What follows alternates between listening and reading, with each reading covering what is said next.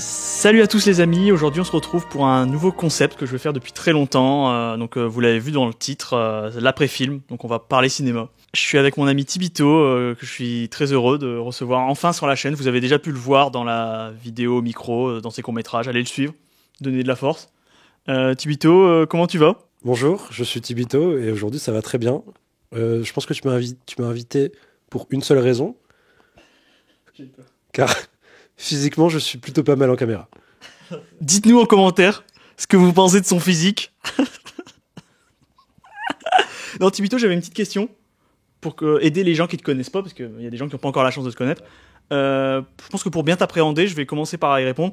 Ça serait te dire, parce que je pense qu'on apprend beaucoup des gens en sachant ce qu'ils regardent. Donc donne-nous tes 4 films préférés en favoris sur Letterboxd. Moi, vous avez les 4 miens qui apparaissent ici. Ça change pas mal, mais il y en a trois qui ne bougent jamais. Il y a mon premier qui est mon film de cœur qui est Eternal Sunshine of the Spotless Mind.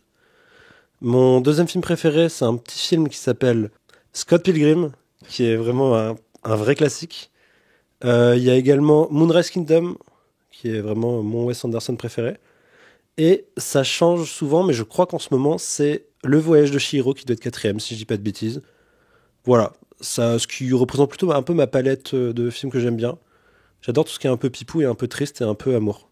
C'est un peu comme ça que je me résume dans la vie. Donc là, du coup, il y a à peine 1 heure, on a été voir le film L'amour ouf de Gilles Lelouch, avec au casting notamment François Civil, Adèle Exarchopoulos, j'ai réussi à le dire, bravo à moi, Alain Chabat, le GOAT, Poulvord, et plein d'autres. Moi, j'ai parlé de mes petits chouchous, les 2 jeunes acteurs notamment qui interprètent Adèle et François Civil jeunes. J'ai pas leur nom, mais ils sont très bons. On aura l'occasion d'en reparler.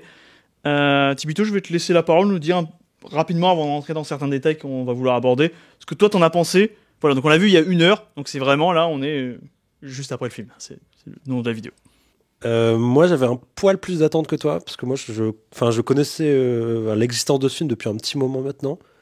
J'avais été un poil refroidi quand il est passé à Cannes, parce que j'avais vu qu'il n'avait pas eu des retours si exceptionnels que ça à Cannes. C'était surtout le genre de base qui m'avait un peu intrigué, parce qu'il était, il était évoqué comme un musical, ce qui, on va en reparler après. C'est pas forcément tant le cas que ça, mais du coup, ça m'avait vachement intrigué. Moi, c'est surtout la première scène d'intro, juste vite fait, qui m'avait. Enfin, elle m'a directement accroché.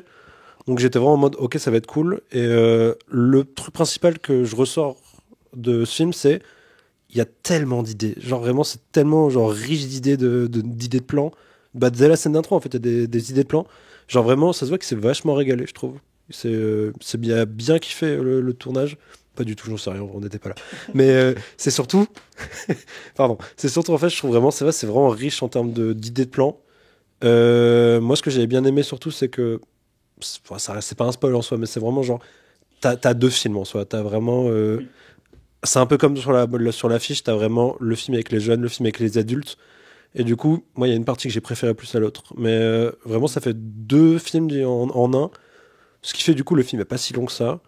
J'ai bien aimé. Franchement, ouais, c'était un bon film. Je déteste sincèrement pas le cinéma français. Ça m'a fait penser à Cette musique ne joue pour personne. Je ne sais pas si vous l'avez vu. J'adore ce film. Et ben vraiment, du coup, ça m'a fait un peu penser à ça. Et du coup, Théo, de quoi t'as envie de parler? C'est quoi le truc qui t'a marqué dans le film? Et genre, ce que t'as envie de parler immédiatement là. Franchement, moi, donc déjà, ça sera sans spoiler, hein, on vous le dit, vous inquiétez pas, on ne compte pas vous spoiler. On espère vous donner envie d'aller le voir, parce que moi, j'ai vraiment adoré. Il faut savoir ce qui est bien, j'aime bien ces films-là, c'est que c'est pas un film que j'ai attendu. Je pense que j'ai regardé une fois, j'ai vu une fois une bande-annonce, j'ai été séduit. Gilles Lelouch, moi, c'est un réalisateur que j'aime beaucoup, parce que je l'ai vu, son film Le Grand Main, c'est peut-être un de mes films préférés français, et même au-delà. Donc j'avais envie de voir ce qu'il en... Et puis quand il en parle, j'ai adoré le voir en parler dans les interviews. Tu sens que c'était quelque chose, un projet qui lui tenait vraiment à cœur, et une histoire qu'il avait vraiment envie de raconter, donc j'étais curieux de ça. Donc j'ai été le voir sans trop d'a priori. Au bout de 2h40, parce que le film fait 2h40, on est sorti. Je n'avais aucune idée de la durée du film. Quand tu m'as dit il fait 2h40, j'ai fait je n'ai pas vu le temps passer, donc ça c'est un très bon signe. Toi, je pense que tu auras un avis peut-être un peu plus technique, et c'est aussi pour ça que tu es là, c'est que tu auras un. Ah, C'était bien. c'est que maintenant je te mets une pression, parce que c'est un expert, hein, finalement, c'est un cinéphile. Moi, j'étais dans l'émotion, ça m'a cueilli, je m'attendais à pas grand chose, et j'ai été vraiment séduit, et franchement, j'ai adoré. Ce que j'aime beaucoup, et ce que j'attendais, parce que c'est le point que j'avais sur duquel j'avais entendu Gilles Lelouch parler, c'était l'aspect de dualité qu'on ressent déjà dès la miniature de la vidéo, dès l'affiche, pardon, qu'on ressent dès l'affiche. Et du coup, j'attendais de voir comment ça allait être mis en œuvre, comment la relation d'amour allait être aussi mise en scène. Parce que moi, j'ai toujours cette peur-là de me dire, t'as très vite fait de tomber dans le pathos, c'est très vite fait de tomber dans quelque chose de pas intéressant et d'assez pauvre. Et comme tu dis, il y a beaucoup d'idées de mise en scène, de comment illustrer l'amour. Ça, je trouve ça toujours, de réussir à réinventer ça, je trouve ça, à réinventer. Je sais pas si ça réinvente, mais en tout cas, c'est qu'il y a des idées. Comme tu disais, tu sens qu'il y a un amour du produit, parce que du coup, c'est inspiré d'un livre à l'origine, et tu sens qu'il aimait beaucoup cette histoire, et il aimait aussi beaucoup l'époque qu'il raconte, parce que ça se passe dans les années 90. Et moi, j'avais l'impression de voir, parce que normalement, les années 90, moi, en tout cas, je les ai toujours vus que au travers de films américains. Je suis pas très film français, contrairement à toi. J'avais l'impression de voir de la science-fiction. Me dire une époque qui était si loin de la nôtre, que ça soit dans la naïveté, que ça soit même dans les décors, les véhicules, tout, parce que c'est pas une époque qu'on a connue, on est un poil plus jeune. Et moi, j'avais essayé, et surtout qu'en plus, c'est filmé dans notre région, donc ça, c'est quand même pas rien. Il y a quelques endroits qu'on a reconnus, ça fait quand même toujours bizarre. Il y en a un que j'ai envie de dire, mais on va je sais même pas si ça spoil, mais on peut le dire. Pas, mais ça me régale. Le Macumba. C'est extraordinaire. On embrasse le Macumba. De voir ces gens-là, dans une époque qui n'est pas la nôtre, qu'on n'a pas connue, dans des lieux qu'on connaît, c'est vrai que c'est assez original. Bon, on avait eu Bienvenue chez les Ch'tis, mais bon, c'était pas mon plus gros esprit chauvin sur ce film. Je m'étais pas dit, je suis fier d'être ch'ti en voyant ce film-là. Là, il y a quelque chose de touchant dans une histoire vraiment avec les acteurs qui est super bien incarné. Comme tu dis, c'est qu'il y a deux films, soit avec les jeunes et avec la version adulte. Et les deux se valent, il n'y en a pas une qui écrase l'autre. On peut avoir des préférences. T'as sorti un mot qui est vraiment représenté de fou la partie avec les jeunes, c'est naïveté. En fait, alors c'est trop bizarre parce que les films n'ont aucun rapport et peut-être parce que c'est un de mes films préférés, parce que j'en ai parlé tout à l'heure. Il y a une vibe de fou Moonrise Kingdom, je trouve, dans le sens où genre c'est des jeunes méga insouciants de la vie autour d'eux, qui se prennent un peu pour des adultes alors que c'est pas du tout leur cas, mais genre vraiment qui kiffent leur vie, qui veulent partir, qui veulent vraiment grandir immédiatement. Et du coup, c'est vraiment l'esthétique, et puis c'est vraiment une esthétique très très verte, très nostalgique en soi, alors que c'est. Mais du coup, tout ce qui est aspect jeune, ça m'a fait vraiment penser à ce film. Je regarde mon téléphone, c'est pas pour parce que je m'ennuie, c'est parce que j'ai noté les trucs. D'ailleurs, aucun rapport. La première chose que je m'étais dit, c'est que j'adorais le compositeur. J'adorais la musique. Et je me suis rendu compte que le compositeur, c'est John Bryan, qui est un nom que je connais car c'est le compositeur de Eternal Sunshine of the Spotless Mind. Et du coup, c'est pour ça que quand j'ai vu John Bryan, j'ai fait oh putain, incroyable. Du coup, moi j'étais juste content de la musique, mais je l'avais pas remarqué. Mais bravo à ce compositeur. Je reviens juste au fait que j'ai dit que c'était un musical, mais en fait, je comprends qu'il ait été présenté comme ça parce que vraiment la musique est tellement importante dans le film. T'as vraiment, que ce soit diégétique ou extra-diégétique, et oui, je sors des mots de ma licence de cinéma. Non, pour de vrai, mais c'est horrible. Mais non, juste le fait que genre la musique est en soi importante sur les scènes principales du film et qui est vraiment un fil rouge en fait dans tout le film, qui est vraiment il y a une cassette qui est vraiment un détail méga important du film. On a oublié un acteur qui est peut-être mon acteur préféré du film, et je viens de m'en rappeler, Vincent Lacoste, que j'aime trop, premier degré, qui me fait énormément penser à Paul Dano, je ne sais pas pourquoi, mais pour moi c'est le même. Vincent Lacoste, tu m'as dit que c'était moi en version ringarde. Je sais plus ce que tu m'as dit. Non, on va essayer de retrouver une image de lui dans le film. Je trouve que c'est une version de toi en version bobo, j'ai dit. En version bobo. Qui est du coup un acteur que j'aime énormément, surtout dans Astérix au service de Sa Majesté. Non, pas du tout. Mais qui est vraiment un acteur que j'aime beaucoup, et du coup j'étais très heureux de voir ici, qui joue un personnage qu'on peut aimer, qu'on peut détester, et qui du coup apporte vraiment une contrebalance dans tout le film, et du coup je trouve que ça rapporte vraiment de la fraîcheur à ce moment-là. Parce que le film, 2h40, en vrai je les ai pas sentis, mais je trouve que après mon passage préféré, qui est du coup le passage des gosses, le passage des gosses me régale. Ça me régale de fou. Bon, en fait, j'adore les films d'amour, donc vraiment juste voir une histoire d'amour entre des enfants, j'adore ça, je trouve ça vraiment très touchant. Mais quand on passe du coup au passage pour adultes, le rythme c'est un peu plus perdu, parce qu'il y a d'autres sous-intrigues, il y a beaucoup plus de choses qui se passent. Et du coup, c'est à ce moment-là que j'étais en mode, ils auraient pu enlever 10 minutes, mais bon, après je suis quelqu'un de dur. C'est la vie. Voilà, je n'ai plus grand-chose à dire. Je vois que tu as des remarques, donc je vais te redonner le micro. Salto. Alors, il y a un truc qui est super intéressant, ce que tu dis, c'est que pour la partie avec les acteurs plus jeunes, c'est vrai que je trouve que vu que ces acteurs-là sont pas connus, on voit juste leur personnage. Toi, il n'y a pas du tout de c'est François Civil. Moi, François Civil, par exemple, quand il arrive, la dernière fois que je l'ai vu, c'était dans Fiasco. D'abord, j'ai eu du mal à le trouver crédible au début, parce que j'étais encore sur son personnage de Fiasco. Là où les deux personnages jeunes, ils jouent leur personnage. Et vu qu'autour d'eux, il y a personne, il n'y a pas d'autres personnages importants, sauf, et on va en reparler qu'il a tout le film, Alain Chabat. Et même là, pareil, quand j'ai vu Alain Chabat, j'ai d'abord vu du Alain Chabat, et après, il s'est effacé derrière son personnage. Et ça, c'était très fort. Là où il y a d'autres acteurs dans le film, je prends Poulvord notamment. Moi, j'ai toujours du mal à voir autre chose. Après, c'est parce que c'est un grand acteur et à voir autre chose que Poulvord. C'est l'accent. C'est à cause de l'accent. C'est peut-être l'accent. C'est vraiment l'accent. C'est vrai. Mais après, c'est logique au vu de là où il joue. Mais voilà, dans la partie avec les jeunes acteurs, du coup, ils sont vraiment juste. On en parlait justement dans le fait de jouer, de bien jouer, pas bien jouer. Je pense que le plus important, c'est d'être juste. Et je trouve qu'ils sont très bons dans ce qu'ils font. Parce qu'ils ont des personnages. Mais tous, tu parlais de Vincent Lacoste, c'est un des personnages comme beaucoup qui représente en fait un caractère, un tempérament. Ils ont tous des tempéraments assez différents et très marqués. Donc, pas caricaturaux, je dirais pas ça du tout. Mais très marqués et très attachants et tous s'emboîtent très bien. Mais le personnage le plus attachant dont je voudrais parler, moi, c'est Alain Chabat. Je vais faire très vite, mais il est juste beaucoup trop fort. C'est le père qu'on aimerait tous avoir. Je pense que c'est vraiment le symbole d'avoir un bon père, c'est bien. Je trouve qu'en fait, il y a une douceur dans le personnage qui, du coup, il joue le père de Jackie, donc l'héroïne du film, qui, du coup, l'accompagne. Jackie, c'est quand même mieux. Le surnom est déjà pas fou, mais de base, elle s'appelle quand même Jacqueline. On embrasse toutes les Jacqueline qui nous regardent. Vous devez pas être beaucoup. Si vous appelez Jacqueline et que vous nous regardez, dites-le en commentaire. Si vous appelez Clotaire, par contre, ne dites pas en commentaire, on va pas vous parler. Non, et du coup, il est là de tout le film. Et au début, c'est qu'il y a le truc de Alain Chabat, tu rigoles. Et après, en fait, tu vois l'acteur, tu vois. C'est un mec, c'est un grand acteur, hein, j'ai déjà vu dans d'autres films, attention. Mais moi, ce personnage, je le trouve vraiment d'une tendresse extraordinaire dans la relation qu'il a avec sa fille, qui est du coup vraiment d'une douceur, d'une tendresse, quelque chose de vraiment hyper touchant, qui va accompagner tout le film et qui va, du début à la fin, qu'elle soit adulte ou enfant, il va la suivre tout le temps. Et je pense que c'est pour moi, en tout cas, mon plus gros coup de cœur du film. Si je devais en ressortir un, si on peut commencer à parler de nos gros coups de cœur, des grosses forces du film. Moi, ce que j'ai dit, c'est vraiment les personnages et comment ils sont joués. Le choix du casting, il est vraiment, comme tu disais, impeccable, que ce soit pour jouer tous les personnages.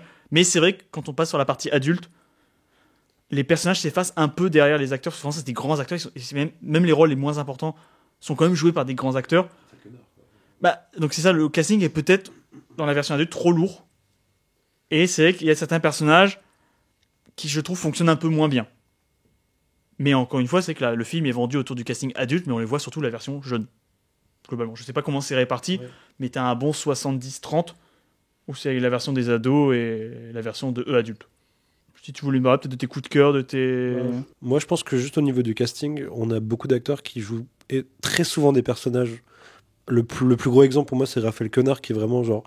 qui s'est vite bloqué dans un personnage de beau parleur, mais qui est un peu avec un accent très prononcé, même Jean-Pascal Zadi. Oui. C'est vraiment des acteurs pour moi qui ont des persos très ancrés. Et du coup, c'est pas forcément un peu plus compliqué de les voir dans d'autres rôles. Moi, j'ai eu moins le souci que toi. Je trouve que ça a été... Quand j'ai accepté que c'était eux, j'avais pas trop de soucis. Tu parles d'Alain Chabat qui est vraiment une crème, un amour. Mais le problème, c'est que je n'arrive à voir Alain Chabat que dans les films drôles. Ah ouais. Donc j'ai l'impression qu'il allait me sortir une vanne pendant tout le film. Surtout qu'il me faisait penser à dans Incroyable mais vrai, un film récemment que j'ai vu, et qui avait exactement le même style, du coup, cheveux bouclés. Et du coup, j'avais l'impression qu'il allait me faire des vannes. Mais vraiment, il me régalait. Mais du coup, j'avoue que le personnage vraiment apporte vraiment de la douceur. Du coup, en soi, moi, c'est ma plus grosse peur, et du coup, ça s'est pas matérialisé. C'est que j'avais peur, du coup, que le film soit un Roméo et Juliette. Je n'avais pas lu le livre, et ce n'est pas du tout le cas. Parce que, en soi, les deux sont en soi pas du tout... ils sont pas voués à jamais s'aimer. Donc la relation est beaucoup plus agréable que ça. Et du coup, Alain Chabat fait vraiment office de rôle de petite douceur dans le film. De le personnage le plus agréable à écouter. Je vois que tu as quelque chose à dire. Non, mais... Je vais juste finir pour te faire chier. J'ai rien à dire, mais je vais trouver quelque chose à dire, comme ça ça va être plus long. Le Macumba. Vraiment. C'est dans des scènes très premier degré, parce que du coup, le film parle aussi d'un univers qui est très braquage. très gangster. Ouais, c'est un univers très gangster, du coup, qui, on le voit dès la bande-annonce, dès le perso de François Civil, on n'en a pas parlé. Mais que du coup, quand un gangster de fou dit ouais, j'ai la propriété du Macumba, genre en mode il est trop bien installé dans le Macumba, c'est que des vieux, ça marche pas. Et du coup, ça m'a vraiment premier degré sorti du film parce que j'étais juste en mode, j'imagine rentrer dans le Macumba et voir juste des mecs trop bien, c'est juste des vieux. Je me suis régalé à ce moment-là. Vraiment, c'était mon moment préféré du film. Pardon. Non, mais alors, j'ai deux choses sur ce qu'il vient de dire. Du coup, je vais commencer par la fin sur le Macumba. C'est que moi, tout le film, je savais que le film avait été tourné dans la région. J'étais faussé. Je fais putain, je connais pas ma région, je reconnais rien. Et quand j'ai vu le Macumba, et quand il est sur le parking du Macumba, et que j'ai vu un bout du Pickwick, j'étais content. Et sinon, dans ce que tu disais, oui, le côté Roméo et Juliette, j'ai eu très peur au début, parce que le film, c'est pas vraiment spoilé, ça commence, tu vois que lui a une enfance difficile. Elle est avec son papa, c'est dans un cadre aimant, donc t'as un peu cette opposition. Et j'ai eu peur un peu du pathos de, ah, lui, il vient d'une famille malheureuse, qui a pas d'argent, et elle, c'est plus un peu bourgeoisie. Je me suis dit, et en fait, très vite, c'est assez vite déconstruit et je trouve que c'est vachement bien fait. Et c'est ce que je disais tout à l'heure, c'est qu'il n'y a pas de caricature. Il y a des personnages, comme tu disais, des acteurs qui jouent des rôles qui jouent souvent un peu les mêmes. Et moi, ça m'a. Clairement. Après, ils ne jouent pas des rôles très importants, mais c'est là que tu te dis pourquoi avoir pris ces acteurs-là, du coup, pour leur faire jouer un peu des caricatures. Donc, ça, c'est un peu dommage. Mais en tout cas, je trouve que les personnages sont très vite attachants. Typiquement, on peut parler de ça. Je pense que l'exemple, c'est une scène qui est au tout début du film pour nous montrer que le film présente bien ses personnages. Justement, le fait qu'ils soient veufs, on l'apprend dès le début. Il n'y a pas une scène pathos d'enterrement. En fait, on les voit, c'est pas spoilé, c'est la toute première scène du film. On les voit revenir de l'enterrement de la mère de la petite, de sa femme. Donc, du coup, tout de suite, on est avec les personnages, on est emmené avec eux. Et c'est pas grossier, comme tu dis, il y a des idées, il y a des machins. Mais justement, pour revenir sur les idées, on peut peut-être parler de ça. Moi, il y a deux références que tu me parlais de films. En plus, le fait que tu m'as dit que ça devait être un musical. Oui. Il y a une scène moi, qui m'a vraiment fait penser au film Footloose, où du coup je me suis dit, putain, ils vont nous faire une comédie musicale. Et ça, j'étais presque content de me dire que tiens, ça va partir dans ce sens-là. C'est qu'au final, le fait que ça devait être un musical de base, ça se comprend parce que la musique est quand même très importante. Moins que dans un musical, je peux vous rassurer. On l'a vu avec Joker 2, il y a beaucoup de gens, ils vont pas voir le film parce que c'est un musical. Donc c'en est pas un. La musique est super importante. Et deuxième, c'est les affranchis du coup, pour ce côté gangster, pour ce côté le jeune gangster qui veut se faire une place dans un milieu, qui veut exister au milieu de ça. Moi, c'est les deux rêves que j'ai. T'en as peut-être 10 000 de plus. Si tu veux peut-être parler de là-dessus. Je peux juste peut-être rebondir sur, du coup, la rêve que j'avais, c'était cette musique ne joue pour personne, que j'ai du coup pas évoqué. Pour résumer vite fait ce film, c'est vraiment des personnes qui vivent dans la violence, qui travaillent dans un port, et que du coup, ils trouvent une raison de vivre à travers l'art, à travers l'amour. Et c'est exactement comme ça que je voyais au début le perso de François Civil, que je vois tout court. En vrai, le perso de François Civil, c'est trouver une raison de vivre en dehors de la violence de sa vie de sa vie de voyou en soi, littéralement il est comme ça, de trouver une raison de vivre par l'amour, du coup par Adèle, par l'art, c'est vraiment par l'art, et du coup le film fait vraiment beaucoup de fois référence à ça, à ce qui est beau, ce qui sert dans la vie. T'as du coup le perso du père de François Civil qu'on voit au début, qui lui sa manière de voir le monde, c'est vraiment ce qui est beau ne sert à rien. C'est seulement ce qui ne sert à faire gagner de la thune, ou alors soit gagner de la thune, lui c'était plus en mode sa raison de vivre c'est le taf de servir à quelque chose, et du coup du coup c'est vraiment la place de la beauté, la place de l'amour du coup dans le film est grave sympa. C'est pour ça que j'aime vraiment bien le film, de comment le film nous fait montrer que ce qui les fait plus ce qui les transporte, ce qui les font changer de vie, c'est leur amour tout simplement. J'avais une petite remarque, j'aime vraiment bien le fait que c'est très cliché, en vrai, de la réal assez basique. Mais le fait que, du coup, la manière dont le couple Adèle-François Civil est en termes de lumière, c'est pas du tout la même chose quand t'as tous les plans avec Vincent Lacoste, qui est vraiment genre très blanc, très propre, très fade en soi. Alors que, du coup, le travail des couleurs, surtout, je trouvais grave malin. Sur le fait que genre c'est beaucoup plus pétant, beaucoup plus dégoulinant en soi sur François Adèle. Dégoulinant, c'est un terme de cinéma. Pas du tout. Mais du coup. Mais non, juste du coup, le fait que quand Vincent Lacoste arrive, c'est vraiment pas du tout la même manière de filmer. Ça me faisait penser aussi d'ailleurs, je sais pas pourquoi, mais à la manière dont Tim Burton représentait les banlieues. Tu vois, les banlieues très propres, très vides d'esprit de Tim Burton. Tous les plans avec Vincent Lacoste, j'avais ça en tête. Il a une vie de merde, ce con, putain. Vraiment une vie de merde. Mais voilà, je n'ai plus grand-chose à dire sur ce film, qui est pour moi un bon film, qui est vraiment... En fait, je suis content parce que c'est un film français. Un film français de 2h40, à part Le Comte de Monte-Cristo, il y en a très peu que je connais. Et ça fait plaisir en vrai surtout. Ça fait plaisir de voir un film comme ça qui te sort un peu de tes sentiers, qui pas nuant, qui est vraiment genre riche d'idées. C'est incroyable le nombre d'idées que le film propose. Il y a un plan de bagarre filmé à travers l'ombre qui est vraiment super joli au tout début. Voilà, incroyable. Et du coup, la fin est cool. Je pourrais vraiment pas en parler. Non, Mais il y a une idée de fin que j'imaginais sincèrement. Ah, moi j'avais tout prévu. Mais en vrai, je m'attendais pas non plus. Pardon. Mais en vrai que du coup, je suis content que ce soit parti dans ça. T'as dit pathos, c'est jamais dans le pathos le film. Le film ne se plaint jamais de ses personnages. Il les accompagne de fou. Et bravo à Adèle, bravo à François. Merci Alain Chabat d'exister dans ta vie. Alain Chabat avec les cheveux noirs. Boulot. Moi, il y a un truc qui est hilarant, c'est quand tu utilises des termes de cinéma, j'ai mes yeux qui s'illuminent en mode ah, c'est pour ça qu'il est là. Et il pourrait se contenter d'accueillir mon regard et d'être content. Et il fait c'est un terme de cinéma, t'es vraiment un culé fou. Non, pour finir, voilà, parce que là, je pense qu'on a déjà fait assez long. J'espère qu'on vous a donné envie d'aller le voir. Moi, ce que je retiendrai, c'est vraiment l'émotion que ça m'a fait ressentir, la dualité entre les personnages. Mais il n'y a pas de gentil méchant, il y a toujours. Moi, j'aimais bien, c'est Gilles Lelouch qui en parlait le mieux, c'est quand même son film. Une notion de chaud-froid, de je t'aime moi non plus, une dualité tout le film entre les univers, parce qu'il y a du bon dans chacun des deux univers, parce que c'est ça qu'on disait tout à l'heure, le côté un peu Roméo et Juliette, des deux mondes qui s'affrontent et qui se mélangent et qui font plus qu'un.